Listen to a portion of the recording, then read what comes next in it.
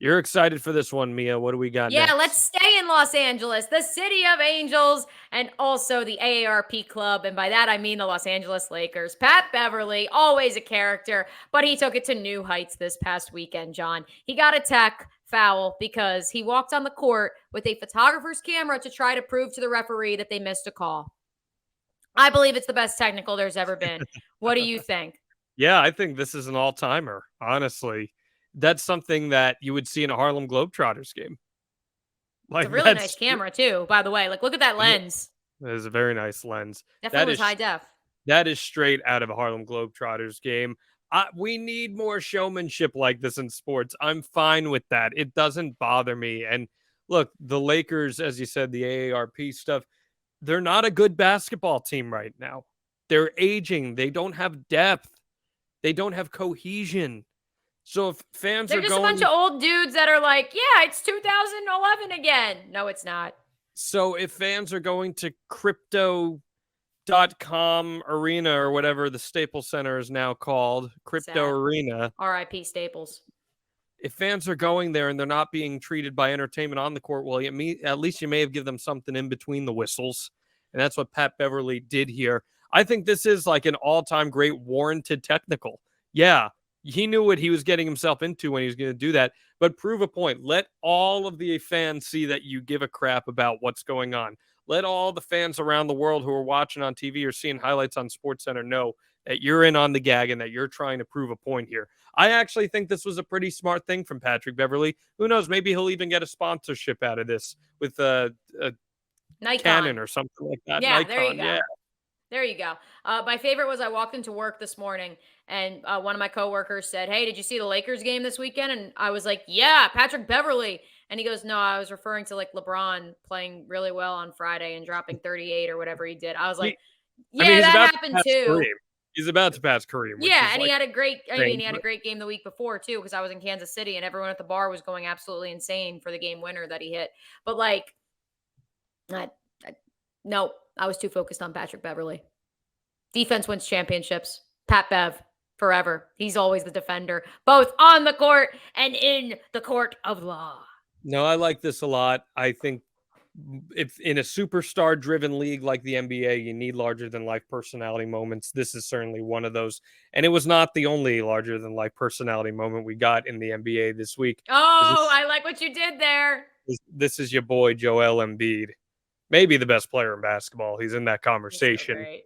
and he is a gigantic professional wrestling fan. He loves pro wrestling so much so. I'm going to give you a little bit of a lesson here, Mia O'Brien, because Okay, yeah, I, teach me your I ways. I'm a fringe wrestling fan, according to Tony Khan. I assume that you're not familiar with D Generation X. No. No, okay. So D Generation X was one of the biggest acts in wrestling history. They were very popular in the late 90s, which was called the Attitude Era, which was just a period of time in wrestling where everyone and their mother watched pro wrestling. More people would watch Raw on Mondays than they would Monday Night Football. And it was aggressive and brash. And D Generation X, which was comprised of several wrestlers, one of which being Triple H, who now runs creative for WWE.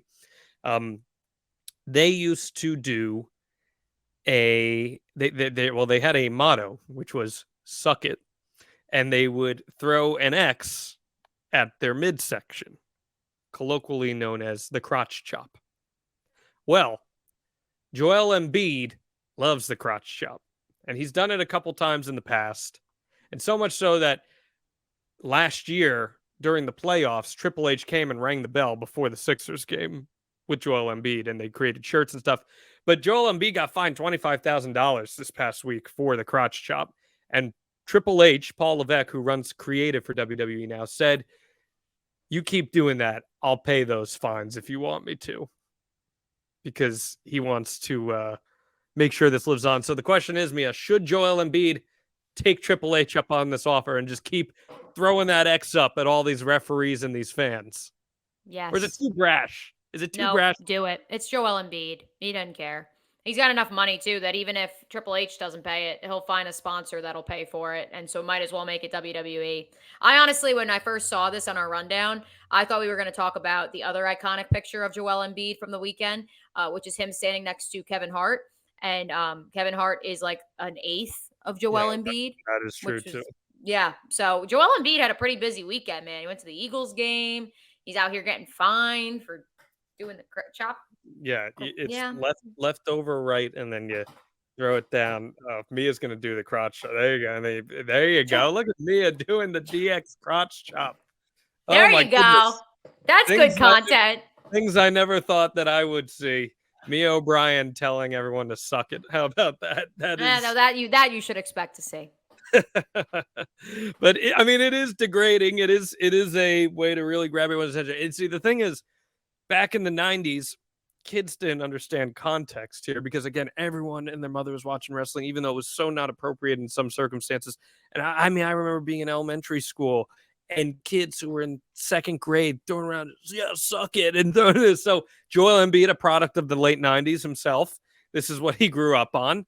And he's not liking calls. He's throwing the crotch chop. He's slamming balls down on opponents, crotch chop. That's just what he's doing. And I'm all about it. I'd say maybe not take WWE up on it, but every Well, now I and then. would because then they have to start considering you for a guest appearance. Well, they should. I think that's the trade-off if you do it. Okay, you pay my fines, I'll come do some stuff for you in the process. Though Joel Embiid, with how brittle he is, should not be bumping in a ring or doing anything like that. But it's great brand exposure for WWE. I can tell you that. I don't It's blame great them. brand exposure for that. And yeah, it's all about having fun. And that's exactly what Duquesne was trying to do. Well, not Duquesne, but the students of Yeah. Duquesne were trying to Yes. do. This is one of my favorite sports stories and just news stories of the week that was. Don't expect courtside food deliveries at Duquesne basketball games in the future, folks. Duquesne issued a statement Thursday regarding Wednesday night's viral moment of an Uber Eats delivery driver, if he even was one, wandering onto the court during the Dukes game against Loyola Chicago, aka the Fighting Sister Jeans. The game was briefly paused after a man in a yellow jacket holding a McDonald's bag walked onto the floor. A few feet from where Loyola Chicago's Philip Alston was holding the ball. He was shown a couple of minutes later walking around the concourse level, looking to track down the person who ordered the food. According to Duquesne, it was not the bizarre yet organic moment it initially appeared to be. It was a prank for a viral video. I can tell you this, the Loyola Chicago video staff also posted a play-by-play thread on Twitter of why this was a viral video. John, are the Duquesne officials taking this too seriously? It's just kids having fun. Also, Loyola Chicago is last in the A10. Yeah, but I mean, it did disrupt the game, which that's never a good thing. The But kid this also was was, mic'd up. That was my personal favorite, was like the athletic director or the SID for Loyola Chicago, like took a picture of the kid and he's like, zoom in, look, there's a microphone on him. I'm like, yeah, I'm not surprised. I didn't think an actual Uber Eats driver was my going to walk favorite reaction courtside. was of the referee that's nearest to him in the video. If you see it, that referee right there in the bottom left-hand corner, he sees him and he like starts to shoo him a little bit, almost as if the referee was the one that ordered the Uber Eats. It was like, oh no, I said deliver it 20 minutes from now, not now. And I thought that was funny how that all actually played out in real time. This is a fun little prank. Is Duquesne being a little serious about it? Probably a little too serious. But also, like, where's your security, bro? How does someone just wander onto the court in the middle of a game? Right. I mean, well, Duquesne is in what, Pittsburgh or random And Pennsylvania so, yeah, town? yep. Yeah, random Pennsylvania town. If it was in Loyola Chicago, if it was in their Chicago campus, I would think there'd be a little bit more security. Maybe that's why the Ramblers SIDs were like so quick to hop on the Twitter machine and be like, I promise, like, this was not through any of our universities. Like, this was just kids having fun. Like, it's okay. Don't worry, man. It's all good. No, I think Sister Jean ordered the McDonald's, quite frankly. Yes, that's what I think. I don't think she was making the road trip. Just my No, she hasn't been making road trips, but she does talk to them before games. So we love her. glad to hear she's still kicking and doing Yeah, she's well. 103, I'm pretty sure. Let me And double. I want to hold on. Sister that is wild. Jean. She is, hold on. I want to pull it up. The bigger Sister, question is, here she is. Sister, 103 years old. wow, what do you think was being delivered? Like, it better, if we're talking Pittsburgh, it better be like Permanente Brothers or something No, like it that. was McDonald's. Ugh. I know. That's all the more reason why it was like a viral video Gotta that be some kids threw Permanente Bros, together. man. I did last time I was in Pittsburgh. I actually Uber Eats As Permanente you Bros, should. and it Listen, was great. I do that when I go on all my road trips for work. I like will take Uber. I won't even. This is pre Uber Eats. What's it called? Torchies. Well, the taco brand, like taco chain in Texas. Really good breakfast tacos. Torchies, I'm pretty sure is the name of it. This was pre Uber Eats in 2018. I literally took an Uber because my flight wasn't until 2 o'clock on Monday after the game. I literally took an Uber to Torchy's at 10 a.m., ate the Torchy's breakfast tacos with my Uber driver because he wanted some. So he, clocked out and we sat there and we ate the Torchy's together. And I took an Uber back to the hotel.